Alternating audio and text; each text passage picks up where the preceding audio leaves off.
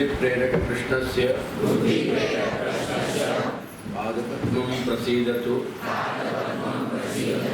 ज्ञाना समर्थ जीवानां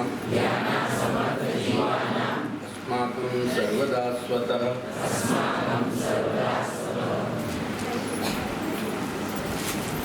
आपके प्रश्नोत्तर हुए कलेक्ट लीजिए। बत्तियाँ लिए भी भद्रेश शुक्ला ऐसा जनरेटर चलो।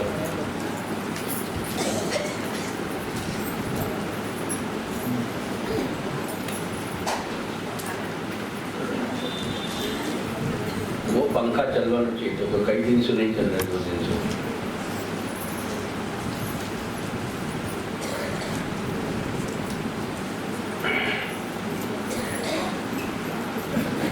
वो अंश फिर इनकॉर्पोरेट तो ध्यान रखिए। क्या वो उत्तरार्ध आ गया तो मैं वो पूर्वार्ध चाह रहा हूँ। वो कल फिर दृष्टि में आया नहीं मेरे, मैंने अवगत कर दिया। हाँ बोलिए। आप पारस को ढूंढ रहे थे?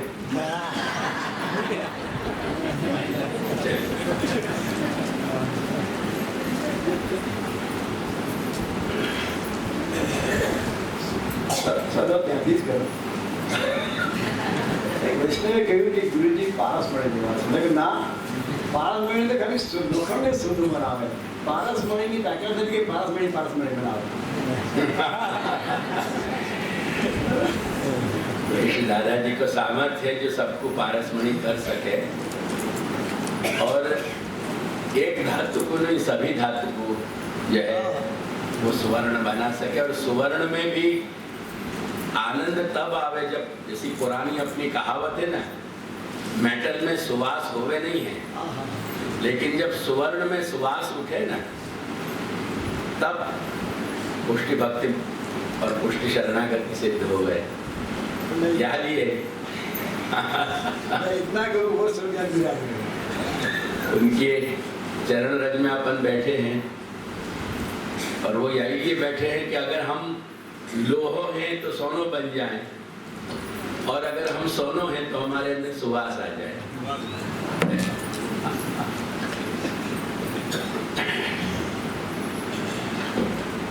જેટલા પ્રશ્નો આવેલા એમાંથી કેટલાક પ્રશ્નો એવા હતા કે આ સત્ર સામે સત્સંગત નહોતા, બીજું સત્ર થવાનું છે, સંગત હતું, એટલે આ બધા આપણે વાંચ્યા છે ખરા દરેક છોડ.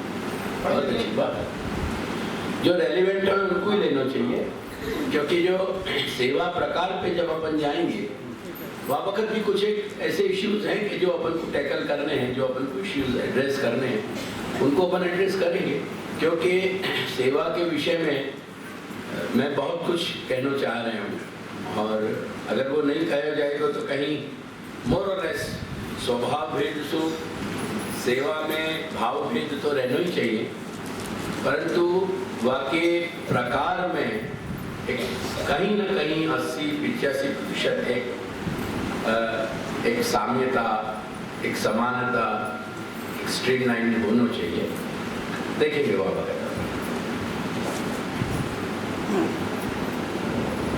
પહેલો પ્રશ્ન છે કે આ પ્રમાણે સન્મુક્તા પ્રકારની શરણાગતિ અથવા શરણાગતિમાં સન્મુક્તાનો પ્રકાર જ્યારે આવે, મા બાપ નથી અને દીકરા આવીને કરવામાં આવે, એ વખતે દીકરા એ ખંડી દીક્ષાધારી હોય તો અનિવાર્યપણે આવતીકાલની જ્યારે ટ્રેને પણ દીક્ષા લઈ બીજી પ્રભુ દીક્ષા ना, बस इतना ही प्रश्न है कि अभी कंटिन्यूएशन में है, बस मैं ध्यान आ गया।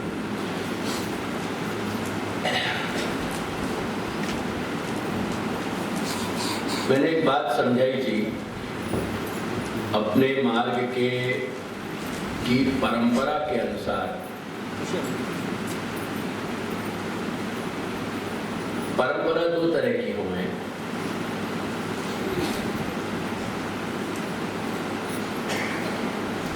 एक परंपरा को मतलब है कि जो निरंतर जनजा की श्रृंखला चल रही है, एक कड़ी से दूसरी कड़ी जुड़ती चली जा रही है, और वो निरंतर अगर 500 वर्ष पहले है तो वो आज भी कहीं विद्यमान है।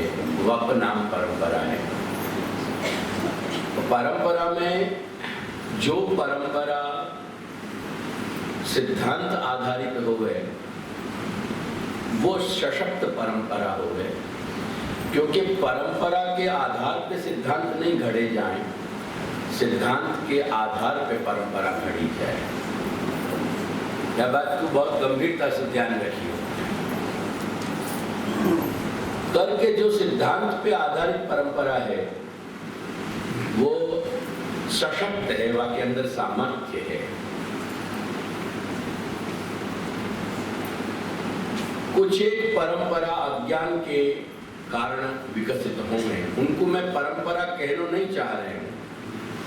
असल में वो परंपराएं हैं नहीं, और हैं भी तो तथाकथित जो है, जब गुजराती तुम कहवाती को, एक कहवाती परंपरा हो छे, वो परंपराएं नहीं है। कहीं हमारे अज्ञानवश, जैसे अपने यहाँ कुछ उदाहरण आए कि स्थूल काया के कारण बार बार लांग धोती की नहीं संभल पाती थी, करके एक अच्छा सरल उपाय है कि बारंबार वस्त्रन पे अगर अपनो ध्यान बटे, वो योग्य नहीं है, करके अपन को सेवा में कहीं कॉन्सेंट्रेट करना चाहिए। तो ये वस्त्र को प्रश्न नहीं है, परंतु वाके बाद यदि अशास्त्रीय धोती कोई पहने बिना लांग की, वो परंपरा अगर मान लो वो एक पैटर्न क्रिएट हो जाए, वाके बाद वाको पोता अगर ये कहे, पौत्र ये कहे, हमारे तो दादा भी ऐसा करते थे, दादा करते होंगे, पर ये न तो जो है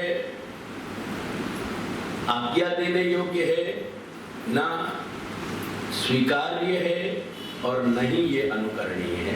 ऐसा अनुकरण नहीं करना चाहिए। या वक्त ये संप्रदाय का जो रूप अपन देख रहे हैं, या में 80% परंपराएं अज्ञान और जड़वाद के कारण डेवलप हुई है। ऐसी बहुत सारी परंपराओं को यदि हम परंपरा कह के आदर देंगे तो हम सिद्धांत से विचलित ही नहीं होंगे, हम सिद्धांत से पतित हो जाएंगे। यानी जो सिद्धांत को जाके ऊपर पास आधार है, ऐसी एक परंपरा सच्ची परंपरा है। यह बात पे मैंने ध्यान दिलाया तो कि अपने यहाँ एक सैद्धांतिक मान्यता ऐसी होती, या सैद्धांतिक मान्यता के आधार पे ये माने जाते रहे तो कि सेव्य और सेवक को जो नित्य संबंध है, वो सेवक के स्थूल संघात के छूटने के बाद श्री प्रभु बाबू जो सदगति प्रदान करना चाह रहे हैं, वो सदगति को कार्य संपादित करके तो भगवत स्वरूप भी तिरोहित हो गए। ये बात मैंने इन 2-3 दिनों के दरमियान बताई थी। करके मैं ये नहीं कहना चाह रहा हूँ, पर ये वस्तु भी हमको कहीं at the back of the mind ध्यान में रखनी चाहिए। और दूसरी बात ये है कि जब अपन वाकु शरणागति के स्तर पे सन्मुखता को अपन गिन रहे हैं, वाकु विचार कर रहे हैं, वह स्थिति में भगवत सामर्थ्य जो है वो प्रश्नांकित नहीं बने, वहां पे प्रश्न नहीं लगाया जाए। जैसे एक बहुत मोटे तौर पे बात समझाऊं, पुरुषोत्तम जी ने आपको खुलासा दिया है नवरत्न में, मैं वहां नहीं जाना चाहूंगा अभी रिफर, क्योंकि अपना समय जाएगा। जब वक्त हम सेवा में प्रवृत्त हो में, हमारी साधन दशा की सेवा में जीव चैतन्य जितनों भी सेवा को उपचार कर रहे हैं, वह सभी चेष्टान को ईश चैतन्य ग्रहण कर रहे हैं। लेकिन ईश चैतन्य को जो पारस्परिक अनुभूति है वो ईश चैतन्य की नहीं हो पा रही है। रेसिप्रोकेशन हमको फील नहीं हो रहा है। तो रेसिप्रोकेशन फील नहीं होना, वो पारस्परिक स्पर्श नहीं मिलने, वो अनुभूति नहीं होने को मतलब ये नहीं है कि ईश चैतन्य वहां प्रकट साक्षात विराज के जीव चैतन्य के द्वारा किए गए जो उपचार हैं, जो चेष्टाएं हैं, उनको सेवा के स्वरूप में स्वीकार नहीं रहे। क्या लगा? तो ये एक बहुत ही बालिश और बहुत ही बालक की तरह ये विचार है कि हम ईश चैतन्य के विषय में ऐसा विचार है। तो यह विषय पे हम बहुत विचार नहीं करेंगे कि प्रभु जो है साक्षात विराज रहे कि नहीं। महत्व की बात यह है कि जाके घर में ठाकुर जी विराज रहे हैं, वाके हृदय में कहीं उन श्री प्रभु के प्रति कोई लगाव है कि नहीं। एंड देयरफॉर वह आसक्ति के तहत यदि वो श्री प्रभु को अपने घर से बाहर नहीं पधराना चाह रहे हो, ऐसी स्थिति में यदि वो केवल नाम दीक्षा सुदीक्षित है, यानी कंठी मात्र लीनी है अष्टाक्षर सु, यानी जो शरणागति को अधिकारी है, ऐसे शरणागति को अधिकारी भी बहुत सुखेन या सन्मुख शरणागति के मार्ग पे चल सके है, ऐसा यह व्यवहार वहां कर सके है, और वह ब्रह्म संबंध दीक्षा लेने की कोई अपेक्षा नहीं।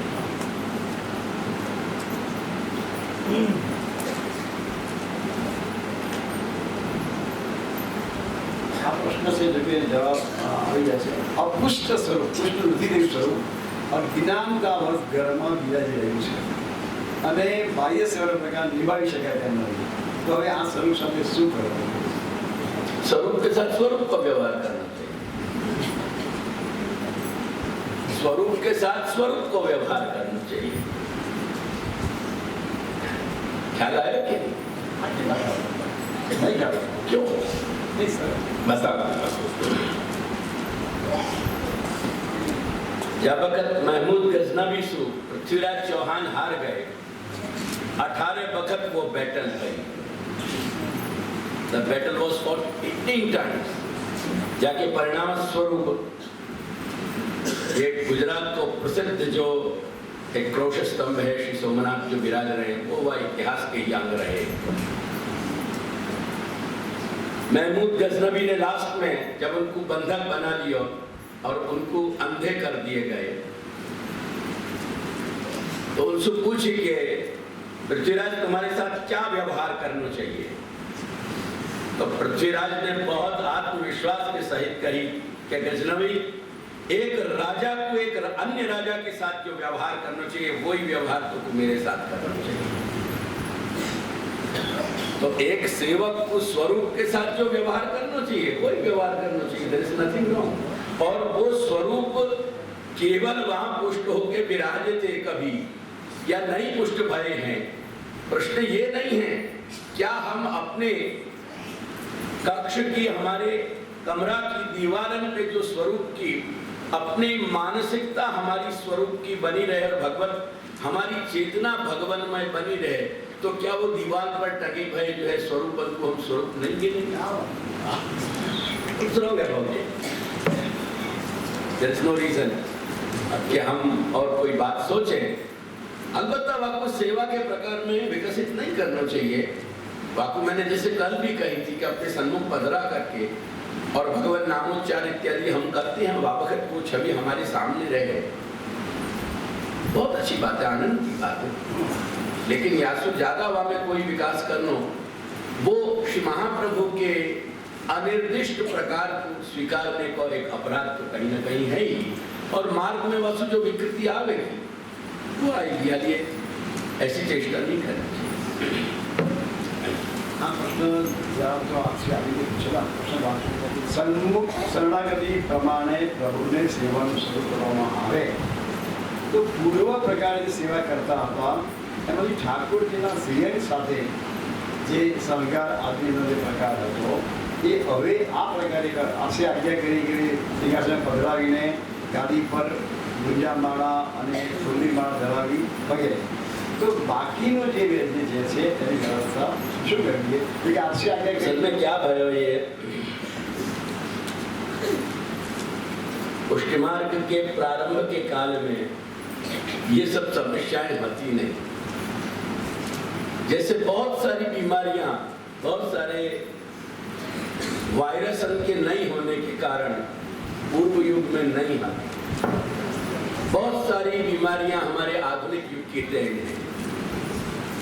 ऐसे ही ये बहुत सारी बातें हमारी आधुनिक युग की देन है, क्योंकि वह वक्त घर को जो वारसा लियो जाता था. मेरी बात समझ रहे हो? वारसा सिर्फ धन दौलत को नहीं हो गए. ये सूतक पिंडरू तुम जाको निभा रहे हो, वो वारसा है कि नहीं? What is that?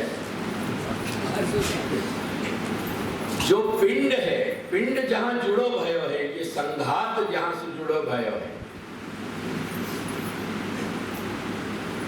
प्रारंभ के लगभग 5-6 अध्याय में भगवान यही समझा रहे हैं ना श्री अर्जुन को कि कहां अर्जुन कौन सी भ्रांति में खड़े भय हो.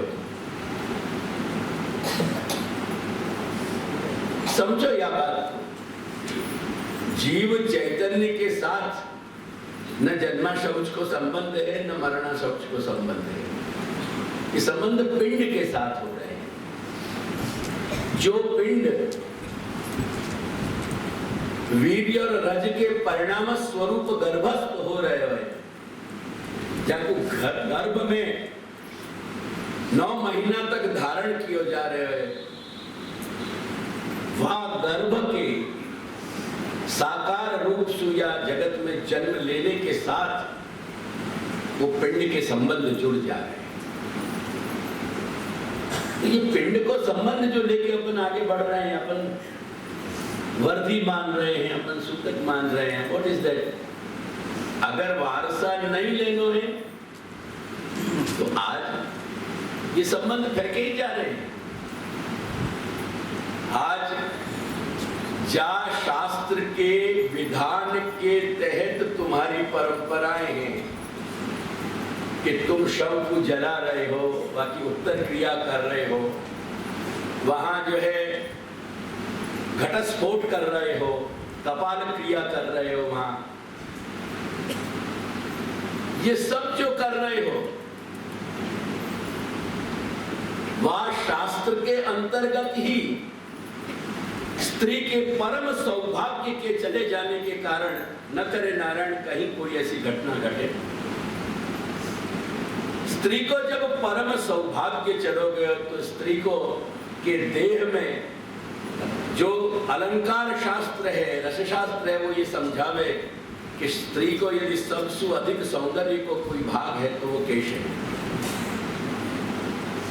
वो केश है. करके ये केश को पाणी ग्रहण करने वाली जो अर्धांगिनी थी वो अपनी श्रद्धांजलि के रूप में अपने पति को अर्पित करती थी. ये तुम्हारे समाज को ढोंग या समाज की जो है आडंबर की और विडंबना नहीं है. ये तुम अपने समाज के सितार बजाते होगे. अगर तुम्हारी समझ इतनी परिपक्व नहीं है तो ये तुम्हारी समझ को फटीचरपन है, वाको देवालियापन है. शास्त्र के विधान को देवालियापन नहीं. न शास्त्र के विधान में कहीं अन्याय है. जाके साथ जीवन की प्रत्येक सांस जी लेने को एक संकल्प है, तो यदि वो कहीं जीवन साथी चलोगे हो, क्या कीमत है केश की और क्या कीमत है तुम्हारे या आस्था विहीन और जामे ममता विहीन एक कठोर जाड़ी चमड़ी को जो तुम्हारा समाज है, वह की क्या कीमत है, वह के क्या मूल्य है. विचार के देखियो ये बात. हमारो दीकरो ना पाड़े छे, ना हमारो फलाणो ना पाड़े छे, ना हमारे एम करे छे. अरे तुम्हारो दिल क्या कह रहा है, बाकी बात करो ना पहले. शास्त्र के कारण तो देखो. वो सौभाग्य चलो गयो जा सौभाग्य के लिए जीनो હતો क्या बाल की कीमत रह गई तानपुरा बजा रहे हो इतनी माँ की चिंता आती तो वह माँ की शुश्रूषा करो ना सेवा करो ना वह माँ की संग में रह के तीसरे दिन तुम्हारी अमेरिका की टिकट कट रही है कौन को बेवकूफ बना रहे हो कौन के साथ ये नाटक कर रहे हो अगर माँ की इतनी पड़ी तो रह के कर शुश्रूषा क्योंकि वह को धनी चलो गयो अब तू वह को रक्षक है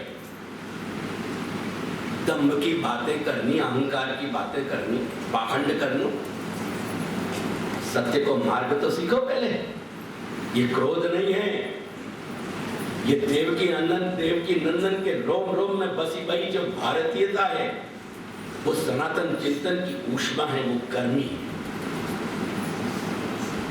या भारत की भूमि को सच्चो बेटा है देवकी नंदन जाके रोम रोम में भारत के सनातन चिंतन की सुवास उठे ये वारसा है तो या तो वह वारसा तू ले लो तुम